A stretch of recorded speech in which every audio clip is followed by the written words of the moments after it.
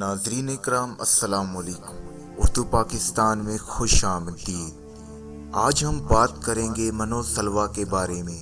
جب حضرت موسیٰ علیہ السلام 6 لاکھ بنی اسرائیل کے افراد کے ساتھ میدان طیہ میں مقیم تھے تو اللہ تعالیٰ نے ان لوگوں کے کھانے کے لیے آسمان سے 2 کھانے اتارے، ایک کا نام من اور دوسرے کا نام سلویٰ تھا۔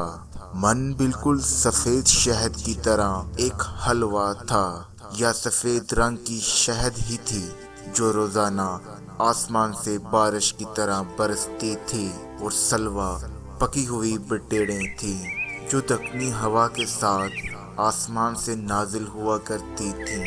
اللہ تعالیٰ نے بنی اسرائیل پر اپنی نعمتوں کا شمار کراتے ہوئے قرآن مجید میں ارشاد فرمایا، اور تم پر من اور سلویٰ اتارا گیا۔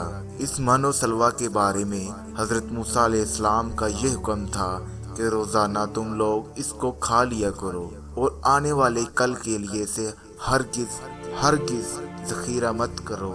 مگر بعض لوگوں کو ڈر لگنے لگا، اگر کسی دن من و سلویٰ نہ اترا تو ہم لوگ اس بے آب و گیا چٹیل میدان میں بھوکے مر جائیں گے۔ چنانچہ ان لوگوں نے کچھ کھانا چھپا کر کل کے لیے رکھ لیا، تو نبی کی نافرمانی سے ایسی نحوست پھیل گئی کہ جو کچھ لوگوں نے کل کے لیے جمع کیا تھا وہ سب سڑ گیا تھا، اور آئندہ کے لیے اس کا اترنا بھی بند ہو گیا۔ اس لیے حضور اقدس صلی اللہ علیہ وآلہ وسلم نے فرمایا کہ بنی اسرائیل نہ ہوتے تو نہ کھانا کبھی خراب ہوتا اور نہ گوشت سڑتا۔